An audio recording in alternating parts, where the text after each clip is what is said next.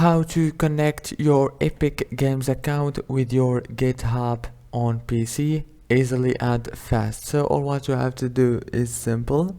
Go to Epic Games. This is the home page. Now go down here, click on your name and click manage account. Now it will take you to this page. As you can see on this page, you will find many settings right here. All what you have to do now is simple. Just go here and click on the connections option. After you click on connections, go here to the top and click on accounts. Now you will find GitHub option and click connect. If this video was helpful, please don't forget to like and subscribe, and thank you for watching until the end. See you later.